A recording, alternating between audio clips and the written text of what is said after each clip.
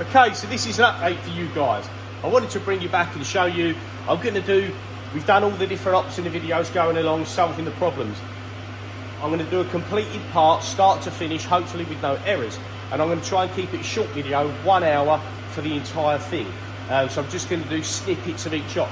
But I was quite excited to show you the first thing. So we're going to try and do it on one op, which we just done on our VF0E in the vices. And I'm going to try the whole rest of the operation, which is broken up into ops 2, 3, 4, 5, 6 and 7, which is a total of approximately 7 to 8 hours, I think.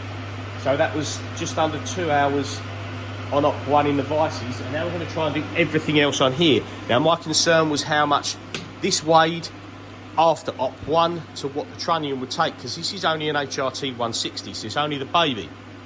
Now I've just put it on the scales. I'll put a snippet up now. Okay, so that's 12 kilos basically. It was 20, so op 1 has removed 8 kilos, and I've bolted it on this smaller table to see how we get on, because there's not enough clearance. This is why the smaller table it's no good if I want to machine it like this, because we haven't got the clearance for a tool. So we will do something with that plate over there and align it, make a sub plate. So I'm going to do that next. I'll do that off video. I'm not going to show you all that and go through it all.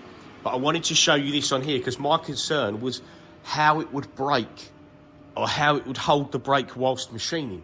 So I wanted to show you guys. So we're sitting there now at idle, 2% on X and Y, nothing on Z, and 1% on the load on A. So what I'm going to do is I'm going to jog the A axis around. So I've just put a few bolts in a minute. We've got our M10s in there, and it will be bolted on by M6s. That's what's going to hold it. You can see our clearance holes under there. But anyway, yeah, it rotates okay. It doesn't show a huge load, which is good. Obviously, I'm only rotating, I think it was between 90 and 115 degrees each direction. So probably like maybe inverted like so. And the same the other way, something like that. So now what I'm going to do is I'm going to do a G0A0 and we'll check the load. So that's under its full speed. Only 20 odd %. There we go. Excuse me. Now the concern was, what would it be like being braked when it's up at 90? So I'm going to do a fat boy test. And the fat boy in the test will be me. So I'm going to put this up at 90. We're going to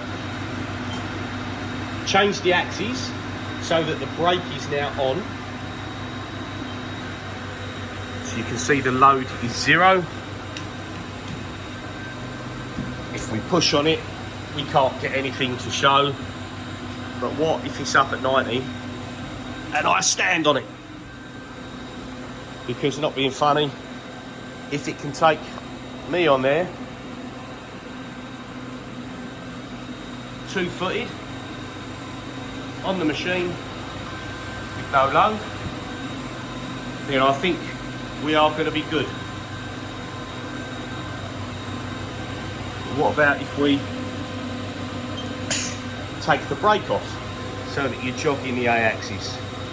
So we've got a load there, we're at 5.